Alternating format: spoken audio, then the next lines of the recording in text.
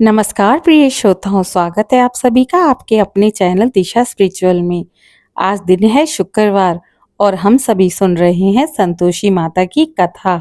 जिस प्रकार जीवन में सुख पाने के लिए धन आवश्यक है, उसी प्रकार संतोष सुख की आत्मा है। जिस मनुष्य के हृदय में संतोष है, वही सच्चा धनी है। इसी संतोष की देवी है संतोषी माता। माँ संतोषी उन भक्तों की रक्षक है जो सच्चे मन से उनकी आराधना करते हैं, शुक्रवार को व्रत रखते हैं और दूसरों से ईर्ष्या नहीं करते। माँ का संदेश है, जो जैसा कर्म करेगा वैसा ही फल पाएगा और जो संतोष रखेगा वही जीवन में सुख पाएगा। आइए भक्तों, माँ संतोषी का स्मरण करते हुए आज की कथा का प्रारंभ करते हैं। बहुत समय पहले की बात है। एक नगर में एक वृद्धा महिला रहती थी। उनके 7 बेटे थे। वह अपने सभी बेटों को बहुत प्रेम करती थी, परंतु सातों में सबसे छोटा बेटा थोड़ा भोला और सीधा था।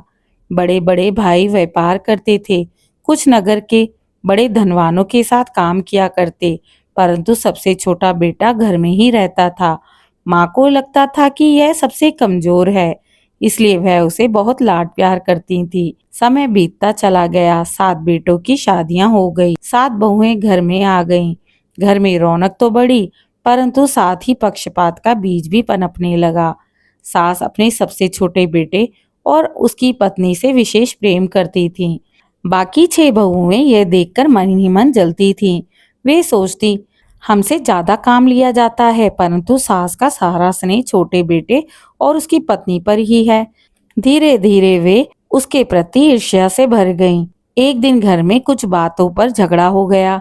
बड़ी बहू ने सास से कहा, माँ, आपने कभी अपने छोटे बेटे को काम पर नहीं भेजा, बस घर में बैठे बैठे रोटी तोड़ते हैं। सास को यह बात बुरी लग गई, परंतु उसने कहा, ठीक है, अब वह भी बाहर जाकर काम करेगा। इस प्रकार छोटा बेटा अपनी पत्नी के साथ माँ का आशीर्वाद लेकर विदेश व्यापार करने चला गया। रास्ते में बहुत कठिनाइयां आई। भोजन का अभाव था, थकान और अजनबी रास्ते, परंतु पत्नी ने हिम्मत नहीं हारी। वह पति को प्रेरित करती रही कि आप चिंता ना करें, जब माँ संतोषी हमारे साथ हैं तो कोई बाधा हमें नहीं रोक सकती। धीरे धीरे भाग्य ने पलटा खाया। जहां वह काम करने गया था, वहां उसका परिश्रम देखकर मालिक ने प्रसन्न होकर उसे ऊंचे पद पर रख लिया। अब उसके पास भी धन था। समय बीतता चला गया, कई वर्ष बीत गए। दोनों पति पत्नी सुखपूर्वक रहने लगे, परंतु पत्नी को माँ की याद सताने लगी। उसने कहा, हम इतने वर्षों से बाहर हैं, अब चलो अपने घर चलते हैं, माँ बाप और भाइयों से मिलेंगे। पति बोला, हाँ, अब हम पर्याप्त धन कमा चुके हैं, चलो अपने घर चलें। वह बहुत सारा धन, वस्त्र, गहने लेकर अपने नगर लौट आए। जब वे घर पहुंचे तो सभी चकित रह गए। छोटा भाई, जो एक समय निर्धन हुआ करता था, अब बहुत अमीर बन चुका था। उसकी पत्नी भी अत्यंत सादगी और भक्ति से भरी हुई थी। बाकी 6 बहुएं जलने लगी। वे सोचने लगी, देखो, हम तो इतने वर्षों से घर में रहे, फिर भी हमारे पास इतना धन नहीं रहा, और यह तो प्रदेश से लौटकर भी धनवान बन गई। उनके मन में ईर्ष्या का विष भर गया। कुछ दिनों पश्चात घर में एक बड़ा पर्व आया। 6 बहुओं ने अपनी सास को प्रसन्न करने के लिए तरह तरह के पकवान बनाए, खीर, पूरी, हलवा। छोटी बहू ने भी सास से कहा, माँ, मैं क्या बनाऊं? सास बोली, तू तो अभी अभी आई है, आज कुछ मत बना। सास और बाकी बहुएं मिलकर भोजन करने बैठी। छोटी बहू भूखी रह गई। छोटी बहू बहुत दुखी हुई। उसने सोचा, मैंने सबका भला चाहा, फिर भी मुझे ऐसा व्यवहार क्यों मिला? शायद यह माँ संतोषी की परीक्षा है। वह घर के कोने में जाकर आंसू बहाने लगी। उसकी श्रद्धा से प्रभावित होकर माँ संतोषी प्रकट हुई। उनकी आभा से घर प्रकाशमय हो गया। उन्होंने कोमल स्वर में कहा, बेटी, तुम क्यों रो रही हो? बहू ने कहा, माँ, मेरे पास सब कुछ है, परंतु आज मुझे अपनी सास और परिवार से तिरस्कार मिला है। मैं भूखी हूँ, पर मुझे भोजन नहीं मिला। माँ मुस्कुराई और बोली, बेटी, आज से तू मेरा व्रत आरंभ कर दे। हर शुक्रवार को मेरा व्रत रख, कथा सुन और संतोष रख। तेरे जीवन में कोई कमी नहीं रहेगी। बहू ने माँ की आज्ञा मानी।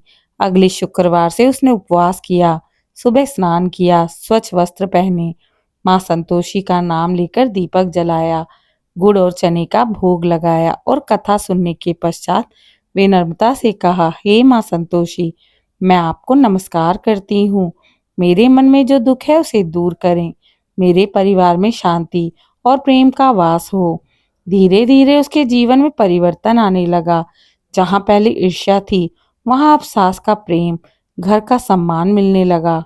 यह देखकर बाकी 6 बहुएं फिर जल उठी। उन्होंने सोचा, इसके जीवन में तो चमत्कार हो गया। अब हम इसे किसी तरह नीचा दिखाएंगे। एक दिन जब वह व्रत कर रही थी, तब एक बहू ने उसके सामने दही और इमली रख दी, क्योंकि माँ संतोषी के व्रत में खट्टा नहीं खाया जाता। यह व्रत का नियम भंग होता है। छोटी बहू को पता नहीं था, उसने अनजाने में दही खा ली। माँ संतोषी नाराज हो गई और उस पर विपत्ति आ पड़ी। उसका पति फिर व्यापार के लिए विदेश चला गया। रास्ते में डाकुओं ने हमला कर धन को लूट लिया। वह घायल हो गया। उधर घर में विपत्ति आ गई। आग लगने से सब नष्ट हो गया। छोटी बहू रोती हुई बोली, हे माँ, मुझसे क्या भूल हो गई है। तभी माँ संतोषी फिर प्रकट हुई और बोली, बेटी, तूने व्रत में खट्टा खाया था, यह नियम का उल्लंघन है, परंतु मैं तुझसे प्रसन्न हूँ। अब तू पुनः व्रत कर, नियम पूर्वक सब कुछ पुनः मिल जाएगा। उसने फिर से शुक्रवार का व्रत आरंभ किया। पूरे नियम से गुड़ चना का भोग लगाया, कथा सुनी और भक्ति भाव से प्रार्थना की। कुछ ही दिनों में उसके पति का भी स्वास्थ्य मिला। उसका खोया हुआ धन भी लौट आया। घर में फिर से सुख समृद्धि का वास हुआ। सास को भी अपनी गलती का एहसास हुआ। उन्होंने छोटी बहू को गले लगाया और कहा, बेटी, तू सच्ची भक्त है। माँ संतोषी की कृपा से हमारे घर में पुनः शांति आ गई। इसके पश्चात माँ संतोषी ने आकाशवाणी की, जो भक्त हर शुक्रवार को श्रद्धा से मेरा व्रत करता है वह संतोष पाता है। उसके जीवन में सभी दुख दूर होते हैं। उसके घर में प्रेम, धन, शांति का वास होता है। परंतु जो व्रत में खट्टा खाएगा या असंतोष करेगा, उसके जीवन में बाधाएं आएंगी। भक्तों, शुक्रवार को सुबह स्नान कर स्वच्छ वस्त्र करके ही ये व्रत रखा जाता है। माँ संतोषी की मूर्ति या चित्र के सामने दीपक जलाएं, गुड़ और चने का भोग अवश्य लगाएं, कथा का श्रवण करें या कथा को पढ़ें।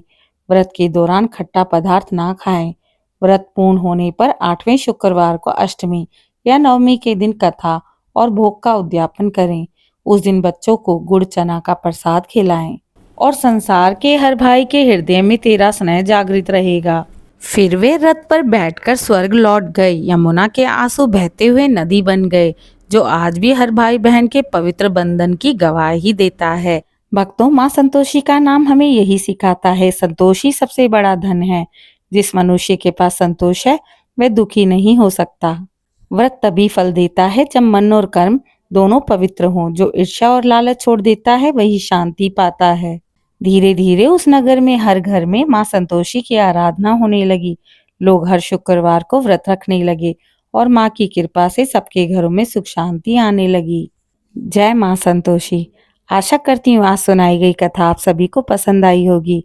इसी प्रकार की धार्मिक कथा को सुनने के लिए आपके अपने चैनल दिशा स्पिरिचुअल को लाइक, शेयर, सब्सक्राइब करें। कमेंट में जय माँ संतोषी अवश्य लिखें।